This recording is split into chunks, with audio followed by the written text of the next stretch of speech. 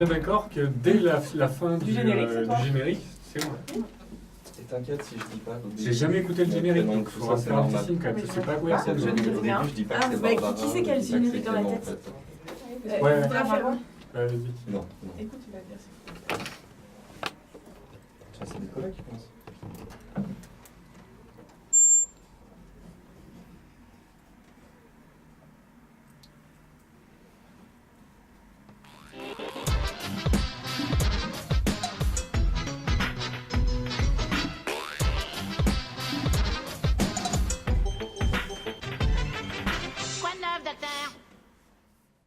Billets de rumeurs, billets de malheur, billets de fureur, billets de tous les soirs à 20h, la France a peur. Eh oui, je vois déjà la tête de mes copains qui se disent super. Encore une chronique super optimiste de Nicolas, on va se marrer, génial. Eh bah oui, je suis pas là pour me marrer, moi. Je suis un mec comme ça, je suis un mec pas content. Mais pour m'éviter un ulcère à l'estomac toutes les demi-heures, j'ai trouvé une parade. Et comme le disait feu Umberto Eco, en parlant de Silvio Berlusconi et de ses soirées bunga bunga, moi aussi je me couche tard parce que je lis Kant. Eh oui, je préfère me mettre dans mon bureau, peinard, tranquille, et lire, plutôt que d'être accroché à Facebook, Twitter, Instagram et toutes les applis d'information ou autres chaînes en continu. Ainsi, je me préserve et à l'ancienne, je me laisse porter par la rumeur. En effet, puisque j'ai coupé tout accès à l'information, c'est la rumeur et les on-dit qui me laissent attraper, sur le zinc d'un café, dans un bus ou encore dans les couloirs de l'université, quelques bribes d'informations qui, je dois l'avouer, je ne m'empresse pas d'aller vérifier. Enfin, d'habitude. Mais pour vous, chers auditeurs, en ce 1er avril, j'ai décidé d'aller vérifier quelques-unes de ces informations afin d'être bien sûr que ce ne sont pas des gros poissons. Et comme je suis scientifique, j'ai procédé avec méthode. Ainsi, rumeur numéro 1. Il paraîtrait que Madame la ministre du Travail, qui appartient prétendument à un gouvernement de gauche, s'apprêterait à faire voter, sans évacuer la possibilité d'un 49-3, une réforme du droit du travail qui, en substance, permettra au patron de plafonner l'indemnité prud'homale, permettre aux entreprises de baisser les salaires et augmenter les heures travaillées, par accord, s'il vous plaît, on est quand même en démocratie. De moins, majorer les heures sup, j'en passe, et des meilleurs. Non mais, poisson d'avril les gars, poisson d'avril, c'est pas possible. Mais cette rumeur numéro 1, elle se transforme en fureur numéro 1, ouais. J'ai voté pour un mec de gauche, moi, pas pour la marionnette à Rothschild. Voilà. Vous voyez, vous comprenez pourquoi je me contente de la rumeur d'habitude ? Bon, souffle, calme-toi Nicolas, reprends ton travail scientifique. Rumeur numéro 2. Il paraîtrait que le confiseur Mars rappelle ses barres chocolatées parce qu'un consommateur a trouvé un petit bout de plastique à l'intérieur. Non mais deuxième poisson d'avril, les gars, c'est pas possible. Comme le dit Guillaume Erner de Charlie Hebdo, c'est un peu comme si Total décidait d'arrêter d'extraire du gaz de schiste le temps de vérifier que l'on respecte le tri sélectif des déchets sur chacun de ses forages. Et voilà. Putain, fureur numéro 2, les gars, ils arrivent même à faire du marketing avec ça en disant en gros, on mégote pas sur votre santé, les gars, y compris lorsqu'on a pour mission depuis des années de vous boucher les artères. Super. Non mais moi je vous le dis, si vous trouvez un bout de plastique dans votre barre sucrée, mangez-le et jetez ce qu'il y a autour, ça sera meilleur pour vous. Je suis désolé mais moi j'arrête là parce que billet d'humeur, billet de rumeur, billet de fureur, je sais plus quoi penser mais en tout cas ce qui est sûr c'est qu'ouvrir la boîte à informations depuis un bon moment déjà, c'est s'assurer d'un billet aller simple pour la douleur et la peur. Alors ce qu'on va faire, c'est qu'on va se calmer, on va remballer tout ça. Et comme si on remettait un Mars dans son emballage, on va se faire une petite heure de rigolade avec les copains pour cette émission spéciale de Quoi de neuf, Doc ? Eh bien, merci beaucoup Nicolas. Bonsoir à toutes et à tous, chers amis et chers auditeurs, et bienvenue sur l'antenne de Radio Campus au 93.3 pour l'émission Quoi de neuf, Doc, l'émission de Doc Tauvergne, l'association des affineurs de fromage de la région Verne. Vous venez d'entendre la chronique furieuse, lumineuse, épineuse, précieuse, mais en aucun cas racoleuse et graveleuse de Nicolas Duraca, anthropologue spécialiste mondialement connu de l'île Salaï-Gomez et de l'archipel Juan Fernandez, ainsi que cordonnier au Centre des utopies irréalisables en économie antisociale et marche ou crève d'Abidjan. Non, votre radio est bien réglée. Vous n'avez pas d'hallucination auditive. Barbara ne s'est pas faite d'injection de stéroïdes, n'a pas eu de poussée de testostérone, ni fumé 10 paquets de clopes avant de venir, puisque c'est bien Clément, votre chroniqueur préféré d'Avez-vous lu, astrologue, charmeur de serpents et joueur de claquettes, qui prend les commandes de l'émission aujourd'hui pour le meilleur et surtout pour le pire.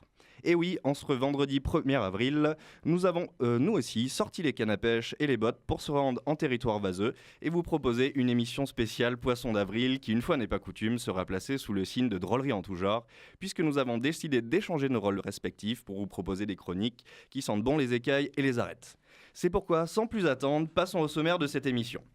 Nous commencerons tout d'abord avec la chronique Patience d'Alice Juliette, mathématicienne, opticienne, journaliste chez Lapin Gonzo et mère porteuse pour couple d'équidés fertiles au laboratoire de défense de droit social des chevaux de moins de 100 kg et d'1,40 m de Des Moines dans l'Iowa aux États-Unis. J'attends des jumeaux là.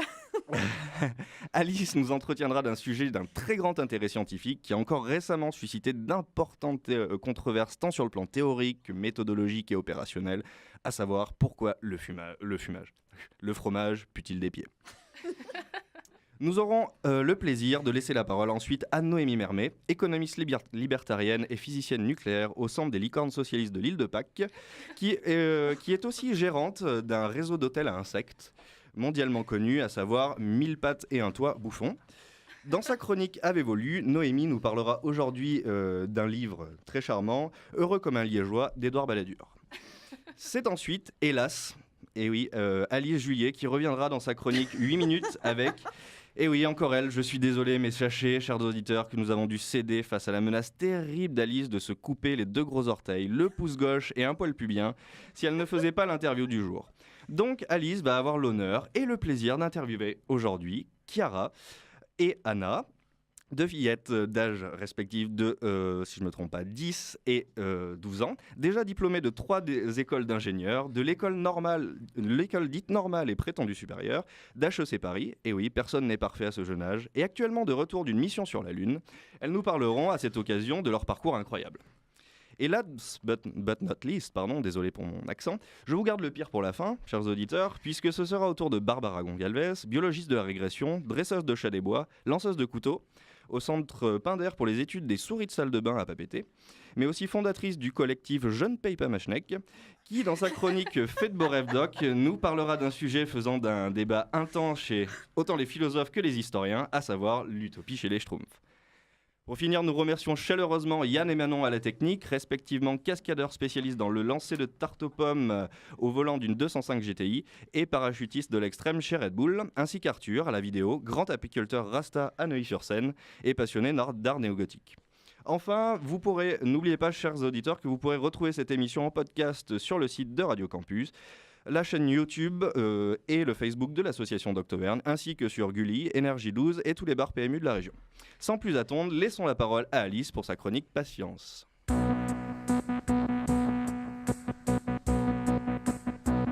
Patience.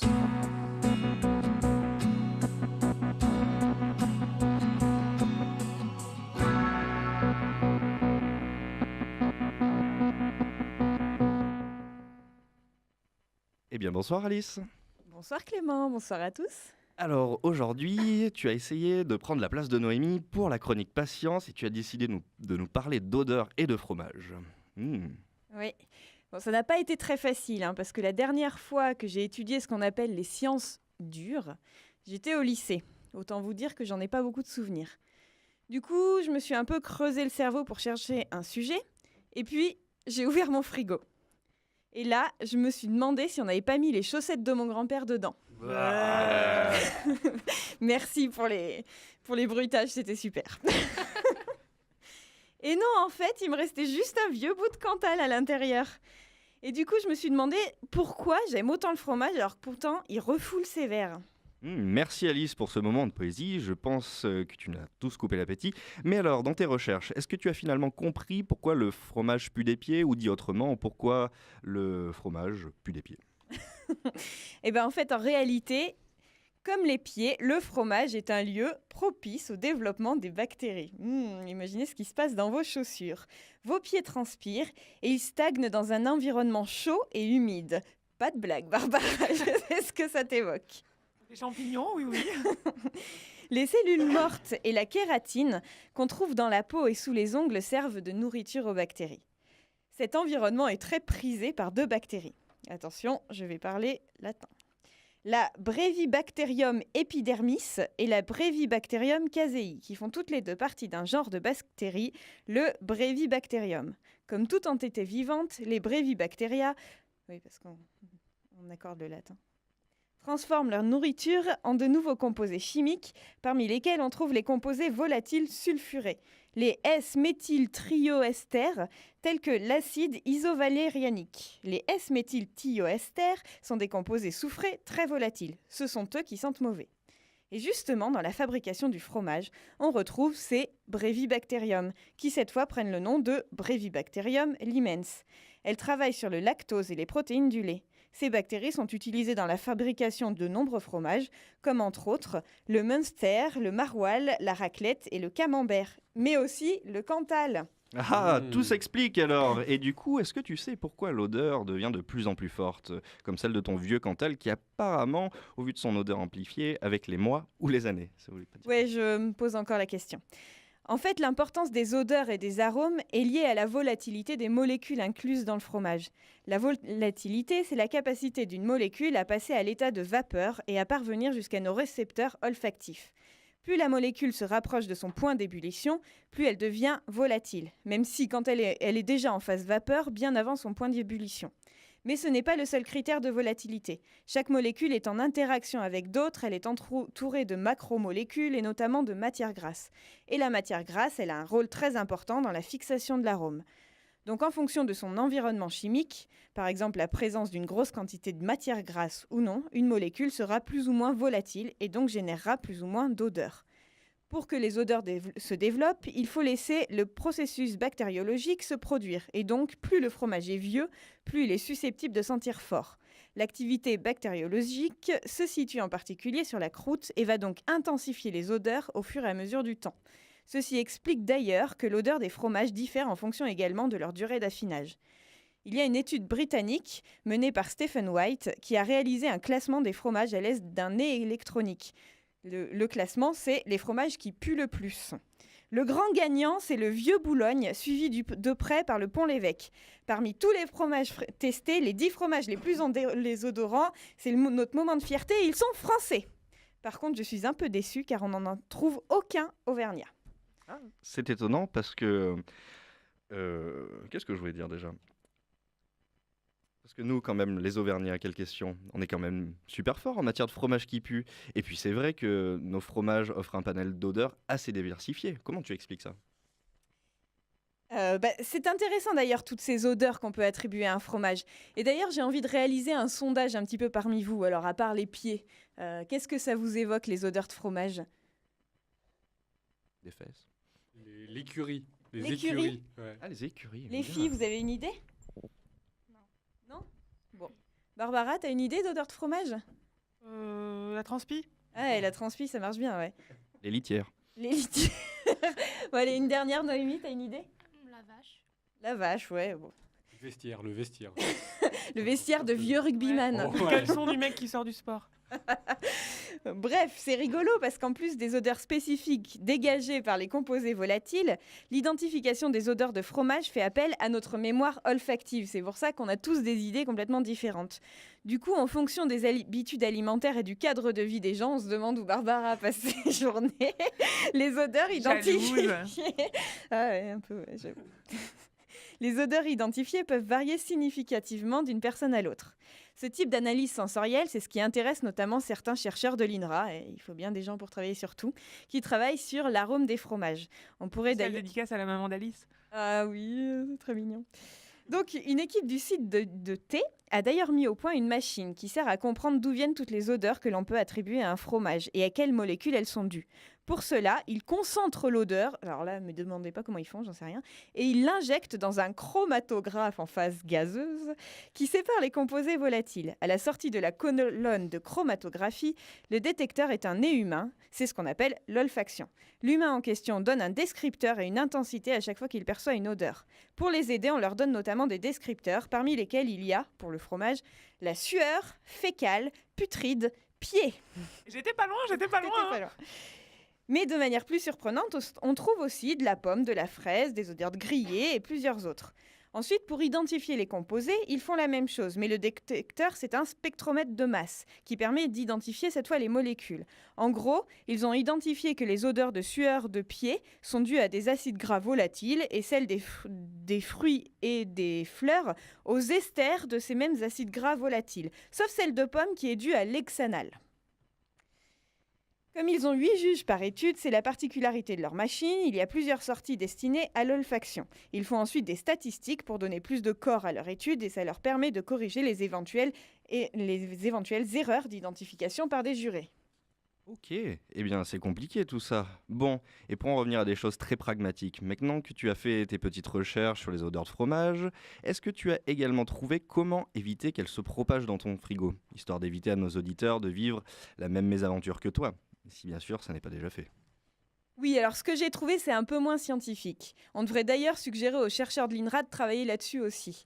Ce sont surtout des remèdes de grand-mère. Par exemple, il est souvent suggéré de déposer le fromage dans une boîte hermétique, ça j'aurais pu le deviner toute seule, avec un morceau de sucre pour réduire l'humidité et une feuille de laurier pour neutraliser les odeurs. On peut aussi couper un citron en deux, il est censé capter les odeurs. Un peu comme le café moulu ou alors un verre de lait, le vinaigre blanc ou le thym. Certains utilisent également un morceau de charbon de bois. L'idée, c'est que le charbon, c'est du carbone et qu'il absorbe bien les substances volatiles. Bon voilà, j'essaierai tout ça et je vous dirai si mon frigo a retrouvé une odeur normale. Il y a aussi la technique, je crois, du perroquet empaillé dans le frigo qui marche bien, mais j'en suis pas sûr. Bon. Surtout qu'il doit sentir bon aussi, le Oui, perroquet empaillé. Bon, eh bien merci beaucoup Alice.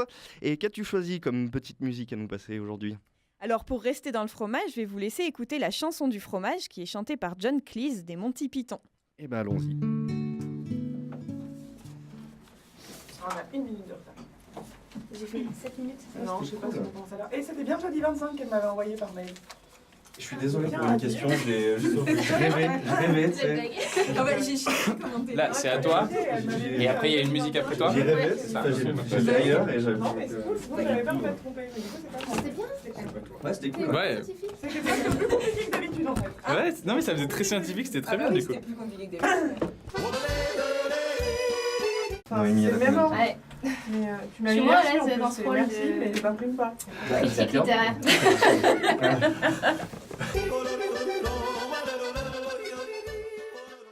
Rebonsoir chers amis, vous êtes toujours sur Radio Campus au 93.3, l'émission Quoi de neuf doc, l'émission des maraîchers du bassin de l'île de Ré. Et c'est à présent au tour de Noémie Mermet avec sa chronique Avez-vous lu ?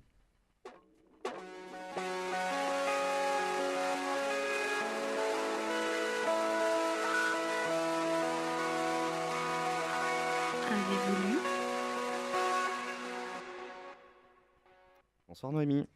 Salut Clément, bonsoir à tous. Alors chers auditeurs, j'avoue que j'ai toujours un peu de mal à me dévêtir de mon costume de scientifique. Mais pour une fois, ce n'est pas de science dont je vais parler. Alice l'a très bien fait d'ailleurs aujourd'hui. Mais je vais vous parler de société.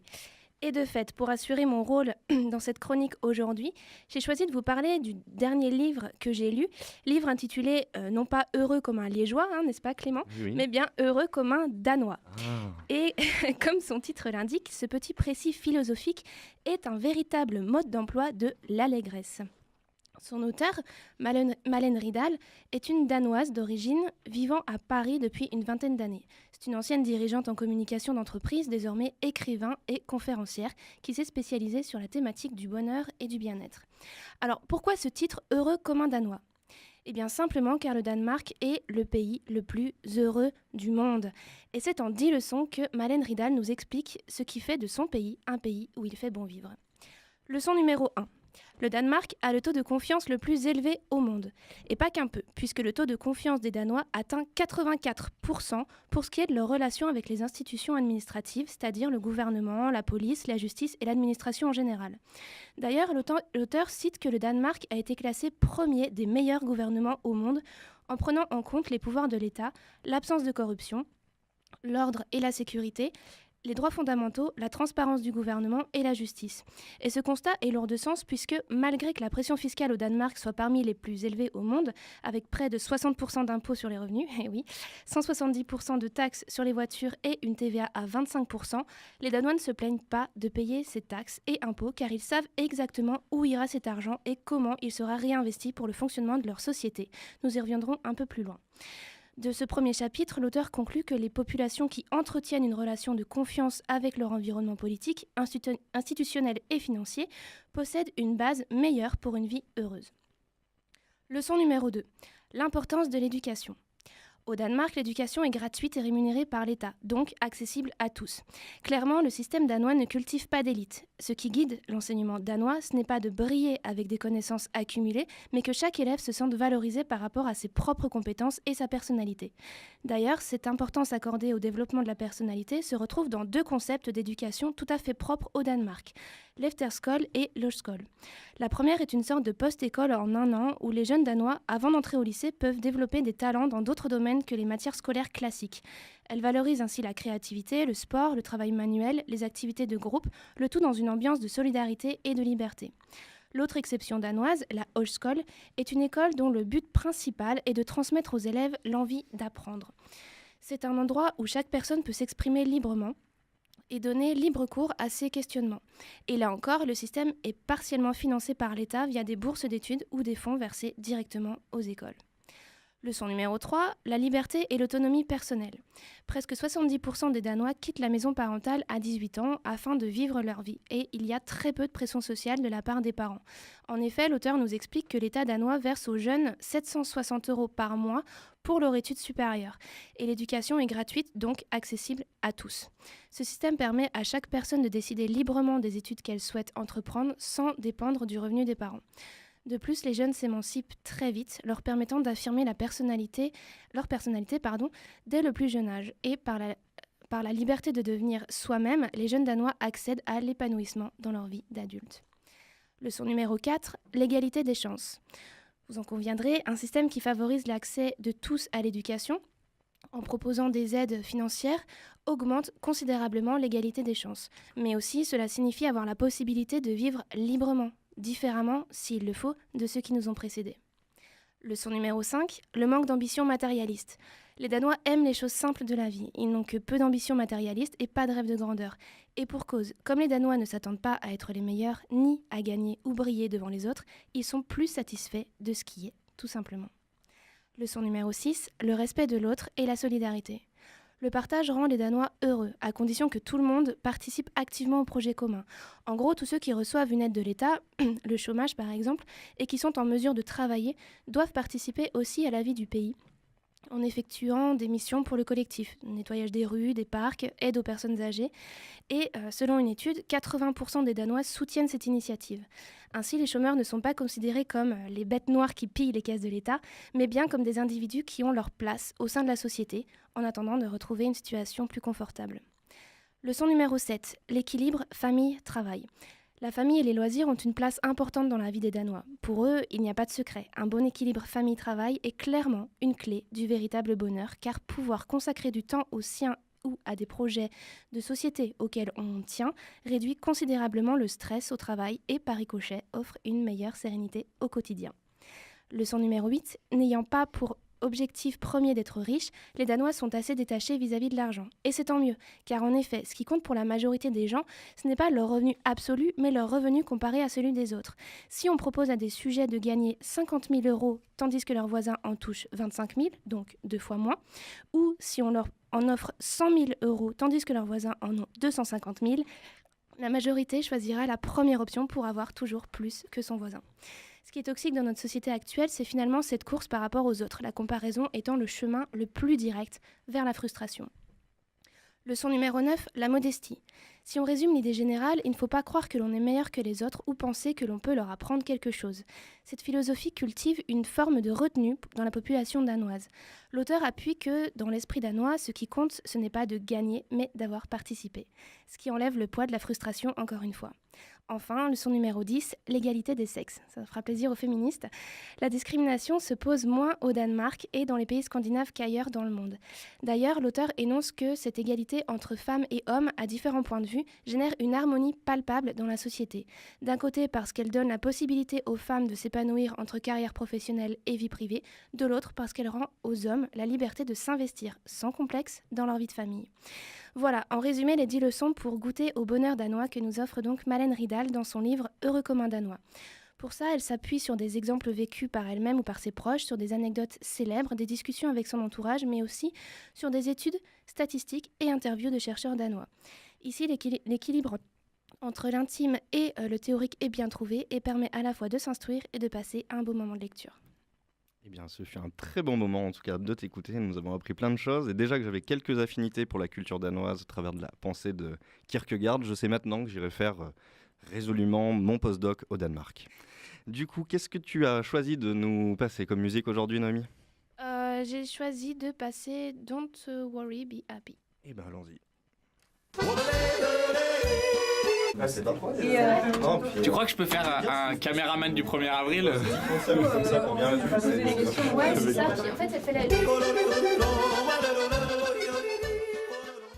Rebonsoir chers auditeurs, vous êtes toujours sur Radio Campus au 93.3 pour l'émission Quoi de Neuf Doc, l'émission des réparateurs de tondeuses à essence de Bromont-la-Motte. À présent, c'est au tour de Alice pour sa seconde chronique. Et oui, on t'a épargné de te couper un poil pubien et de te couper les 2 gros orteils pour pouvoir faire cette chronique, les 8 minutes avec, et 8 minutes avec 2 invités de choix que nous allons lancer à présent.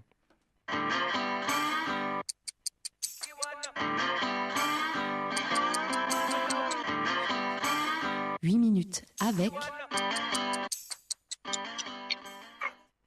Salut Alice.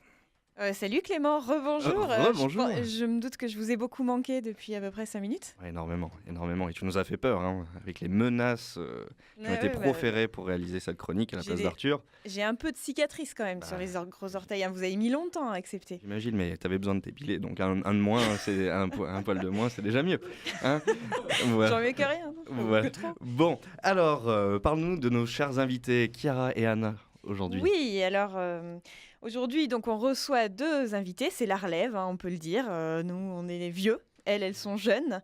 Donc, c'est l'avenir de notre pays, peut-être.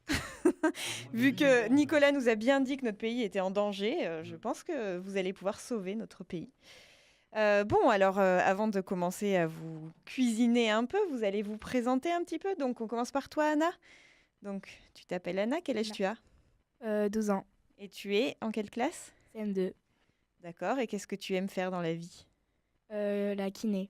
La kiné, ah oui, bon, c'est ce que tu veux faire, mais c'est très bien. Ok, et Chiara alors, toi Chiara, tu as quel âge ? Moi j'ai 10 ans. Et t'es en quelle classe ? Je suis en CM2. Ouais, et qu'est-ce que tu aimes faire dans la vie ? Que tu aimes, pas forcément ce que tu veux faire. J'aime bien monter à cheval. Ah ouais, intéressant. Bon, alors il faut savoir que Chiara et Anna, elles sont amies, elles sont même meilleures amies. Et donc du coup, elles savent plein de choses l'une sur l'autre. Et je me suis dit, comme elles ont beaucoup de mal à se présenter elles-mêmes, qu'elles allaient se présenter l'une et l'autre. Et Anna, elle a toujours des tas de trucs à dire sur Chiara. Donc on va commencer par Anna. Qu'est-ce que tu peux nous dire sur Chiara ? Bah, elle me protège. Elle est gentille. Elle est toujours gentille, tous les jours elle est gentille ? Ça dépend des fois. Allez, vas-y, dis-nous. Dis-nous.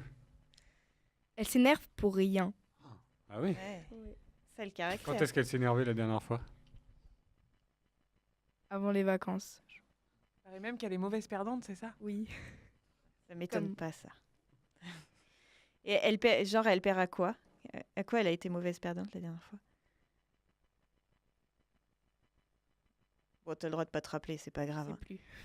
Bon, en tout cas, c'est chouette ce que tu nous as dit, Chiara, elle te protège. C'est de la vraie amitié, ça, c'est beau.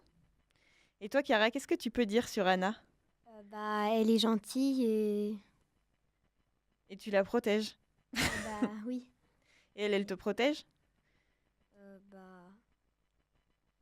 Tu penses que s'il y avait, je sais pas, un méchant qui t'attaquait, elle te protégerait ? Oui. Ah bah ouais, quand même. Bon.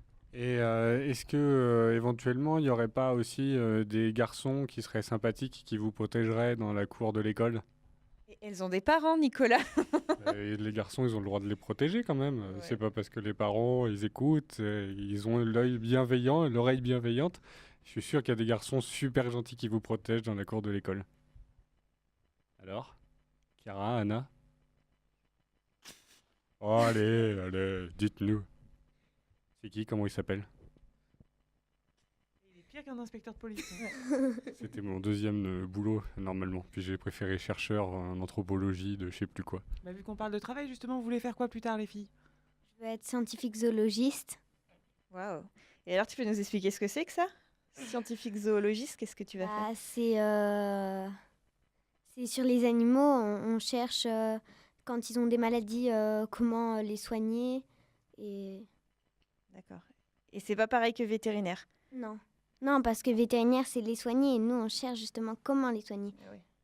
Donc c'est avant, en fait. Quand on détecte une maladie, on cherche sur tous les animaux comment on peut les soigner. Et les vétérinaires, ils appliquent. D'accord. En fait, tu seras un peu chef des vétérinaires. Et ça veut dire que tu vas faire des études très très longues. T'es prête à ça, à rester à l'école pendant encore 20 ans? Un peu comme nous, quoi. Regarde où ça nous a amené. Hein. Bah oui. Ouais. Ça te fait pas peur? Non, non, ça me fait pas peur parce que j'aime bien et j'aime bien. Peut-être que Chiara, elle sera présidente de Doctoverne dans 15 ans. Un petit peu plus, peut-être. Et toi, Anna, t'as pas peur de continuer les études ou tu veux continuer les études? Non. Non? Pour faire kiné, il y a quand même des études un petit peu longues. Hein. Ouais, mais j'ai pas très envie de continuer à l'école. Donc tu vas faire kiné alternatif. Tu vas faire kiné en apprenant toi-même sans aller à l'école. Moi j'aime bien ça. C'est bien. Non, c'est vrai, on n'est pas obligé d'aller à l'école pour apprendre.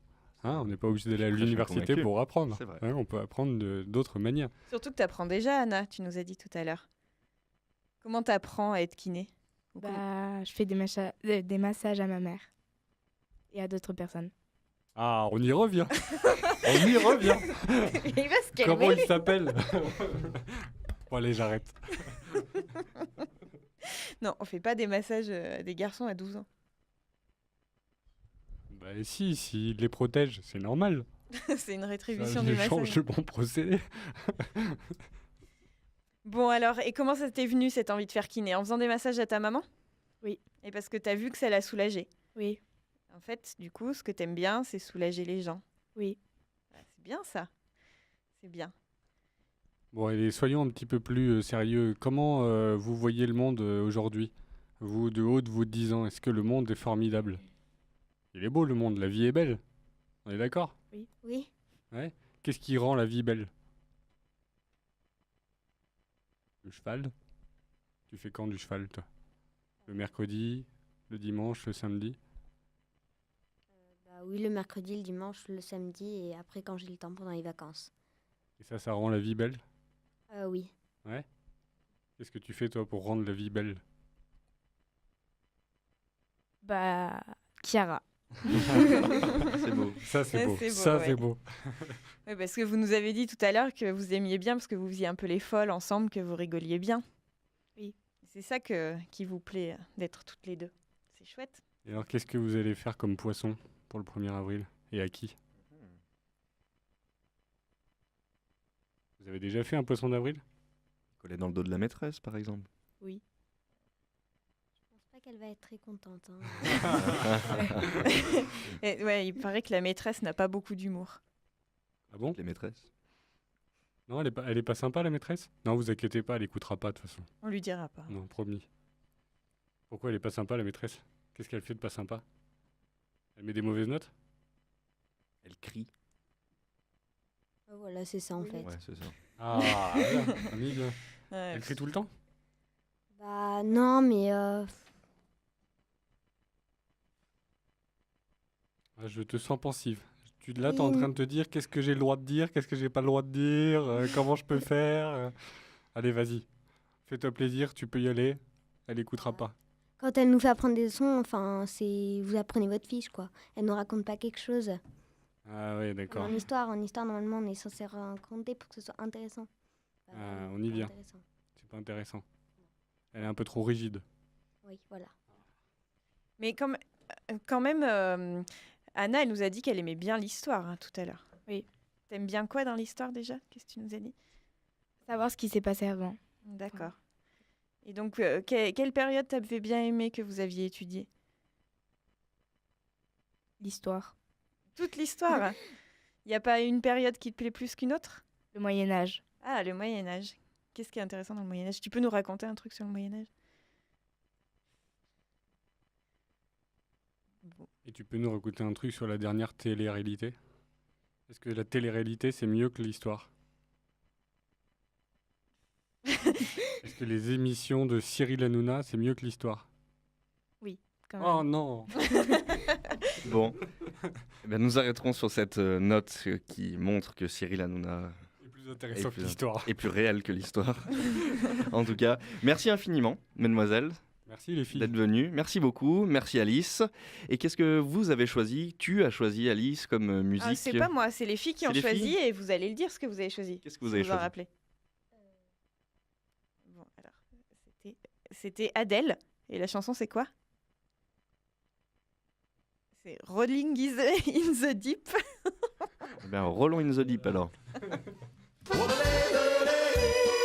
Alors, c'est à qui là? Comment ça c'est quoi? C'est Barbara. Alright. Ouais, le meilleur pour la fin. Ok, pas de problème. C'est la fille qui se la raccompagne second. Bon, alors pour la dernière, je vais faire. Unique tout seul dans mon village, donc. Vous êtes toujours sur Radio Campus, chers amis, au 93.3 pour l'émission Quoi de neuf doc, l'émission des gynécologues obstétriciens sans bras du Calvados.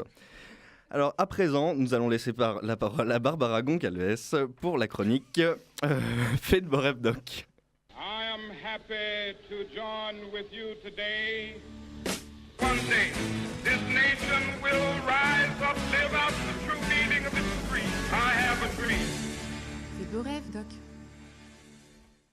Alors tu as the dream, Barbara? I have a dream, sauf que mon nom c'est Gonçalves, mais c'est pas grave. Ah oui, pardon. Bonsoir à toutes et à tous, je suis ravie d'être avec vous pour cette chronique Fait de beau rêve doc. Si vous reconnaissez ma voix, c'est sans doute normal, puisque j'ai laissé aujourd'hui ma place habituelle en tant que voix de l'émission Quoi de neuf doc, pour prendre la place très convoitée de Nicolas Duraca et passer de l'autre côté de l'émission, non pas à la technique, ça risquait d'être encore plus délicat, Yann fait ça très très bien, mais à la place de chroniqueuse. La tâche est loin d'être aisée, non seulement en tant qu'animatrice de l'émission, je vais essayer de ne pas perdre toute crédibilité, même si ça commence déjà mal et qu'ils m'ont mis un petit peu la pression. Oui, c'est sûr. Plus difficile encore, je vais essayer de faire aussi bien que le ferait Nicolas, qui est quand même doctorant en communication, donc avouez que la tâche n'est pas facile et qui en plus me regarde ici, là, me fixe pour me mettre la pression. Donc le défi est relativement difficile, je vais quand même essayer de le relever. Alors je vous le rappelle, Nicolas évoque chaque mois avec vous l'utopie et je vais donc tenter d'insérer ma chronique du jour dans cette suite logique. Je vous le rappelle, lors de sa toute première chronique, il nous a demandé en studio ce qu'était pour nous l'utopie. Spontanément, Xavier Badan, qui était relativement inspiré ce jour-là, avait joliment répondu que c'était selon lui comme l'étoile du Nord. Waouh! Cela montrait le chemin sans que l'on ne puisse jamais l'atteindre. Puis nous étions revenus sur l'étymologie du mot et nous avions rappelé, en tant que doctorant un peu classique, qu'utopia signifiait à la fois un lieu sans géographie, et donc qui n'existe pas, et le lieu du bonheur, la société idéale. Pour ma part, lorsque j'essaie d'imaginer cette société idéale, je ne pense pas à Utopia de Thomas More, désolé Nico, mais à la société des Schtroumpfs. Oui, nous sommes tous marqués de nos lectures d'enfance, des dessins animés que nous avons regardés, et il y a bien plus inavouable que la lecture des Schtroumpfs. Mon voisin de droite, c'est-à-dire l'animateur de ce soir, lui, vous aurait parlé de Dragon Ball Z. À vous. Oui, mais ça n'est pas une Peut-être utopie. des Pokémon aussi. Non.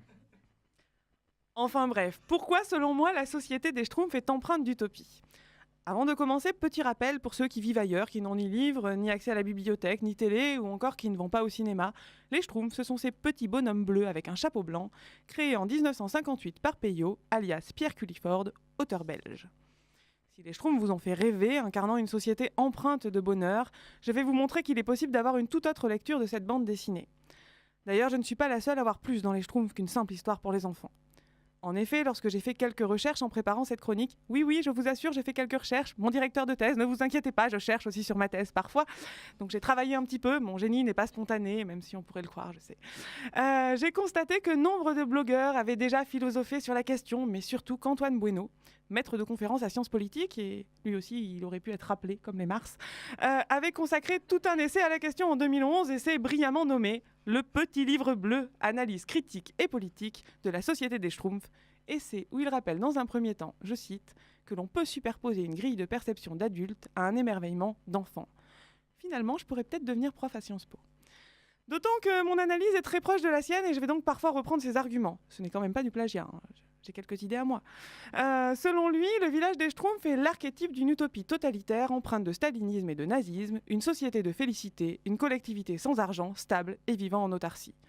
En effet, il s'agit à première lecture d'une société eudémonique où tous sont heureux, société d'une telle pureté qu'il n'y a pas de système pénal, le Koolsman aurait été très heureux chez les Schtroumpfs, et qu'elle est introuvable pour les humains, sauf s'ils y sont conduits par les Schtroumpfs eux-mêmes. Je vous rappelle qu'Utopia signifie lieu inaccessible et lieu du pur bonheur. Mais lorsqu'on étudie de plus près le mode de vie des Schtroumpfs, on constate très rapidement que cette utopie est apparentée à une société communiste, liberticide, misogyne, voire même raciste. Une société communiste tout d'abord, puisqu'elle est basée sur un principe égalitaire poussé à l'extrême. Je vous rappelle, les Schtroumpfs sont tous identiques. Bon, à quelques exceptions près, mais je reviendrai sur ces cas à part tout à l'heure. Ils habitent tous une maison identique, partageant tout, et ne connaissent ni la propriété privée, ni l'argent. Ils travaillent tous ensemble, chacun s'est en vue dévolu, le métier le plus adapté à ses facultés. Il y en a qui n'auraient pas travaillé beaucoup sur ce plateau. C'est presque une image des familles Lister de Guise que Nicolas vous avait présentée. Mais au-delà de ce point commun, c'est caractéristique de la vie des Schtroumpfs, à savoir dépersonnalisation et symétrie. Ah, je commence à perdre mes mots. Symétrou.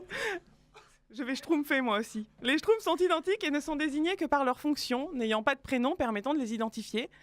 Également le fixisme, les Schtroumpfs sont sans, quoi qu'il se passe et ne vieillissent pas. L'atomisation de la société et l'absence d'État.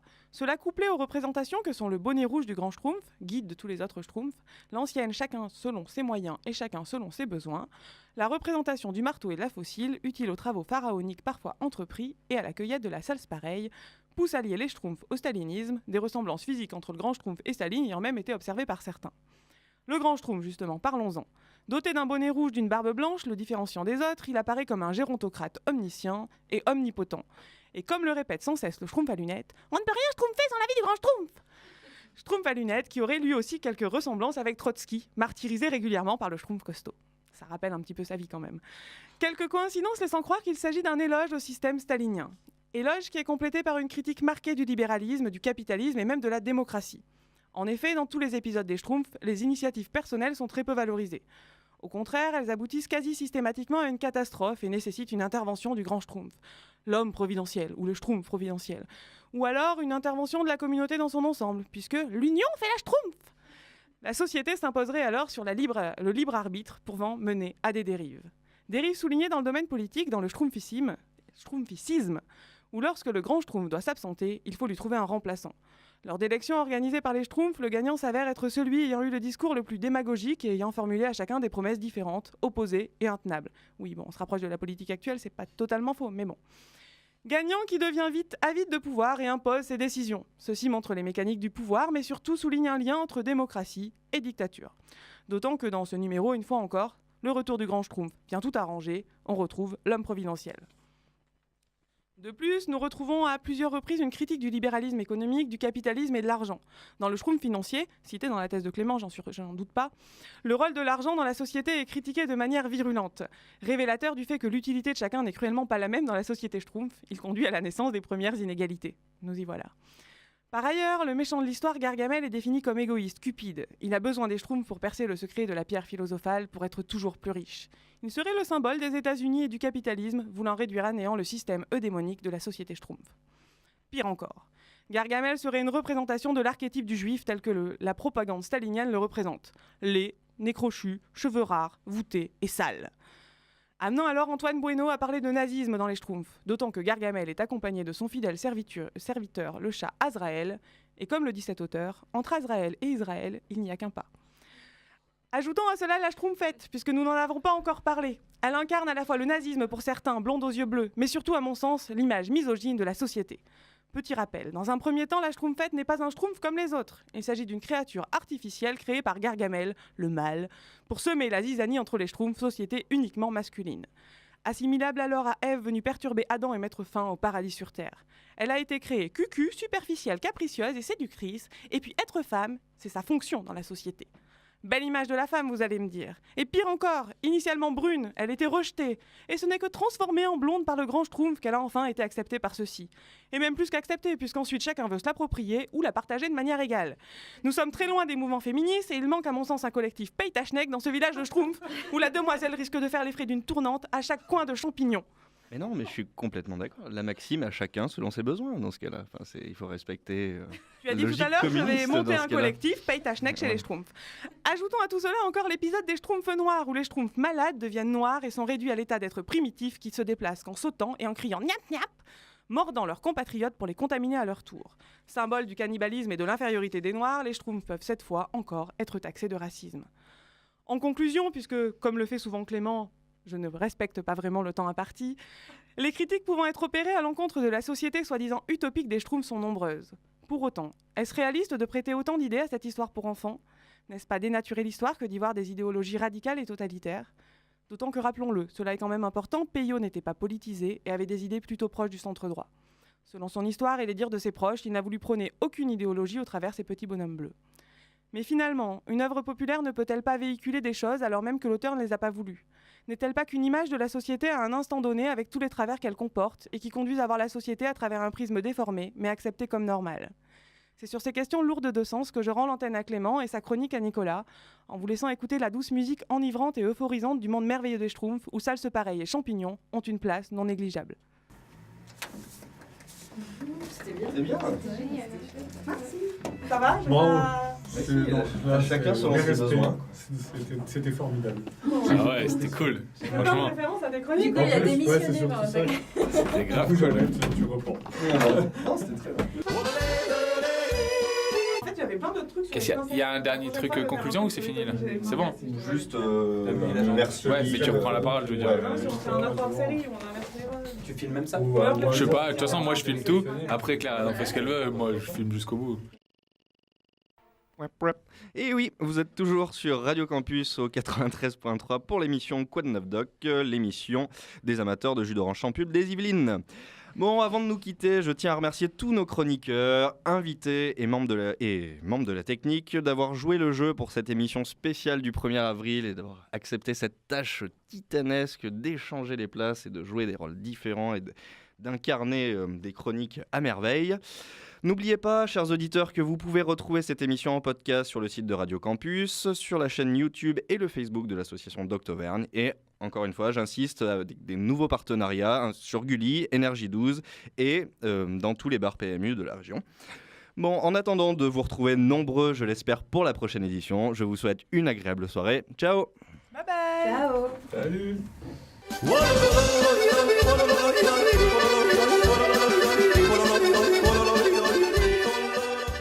On peut peut-être inverser les rôles. Comment je vois les choses. Il va nous faire encore un moment la France Culture. Le Taliban, c'est ça? Et toi alors Arthur, comment as-tu trouvé cette émission? Ah franchement c'était vraiment génial. Bon la technique j'ai pas fait trop de 1er avril parce que c'est difficile mais non franchement vraiment très drôle. Je sais plus ce que je fais dans la vie, je suis apiculteur ou quelque chose comme ça. Apiculteur Rasta, c'est vrai que Rasta, ça me décrit pas mal, je trouve que c'était assez fidèle. Non vraiment une chouette émission. Et la prochaine fois tu feras quoi comme chronique si on te permet d'inverser les rôles? La prochaine fois, je sais pas, c'est une bonne question, j'en sais rien. J'aime bien la chronique des Schtroumpfs, c'est vrai, c'est pas mal. Peut-être sur le Roi Lion, je pense qu'on peut exploiter le Roi Lion de la même façon, ouais. Ah, t'es un copieur en fait. Ouais, je pense que pour que mon enfance remonte, le Roi Lion c'est un beau sujet. Vous reviendrez? Oui. Pour assister à l'émission? Bon, ça va, ça vous a plu alors. Allez, je vous lâche. C'est parti.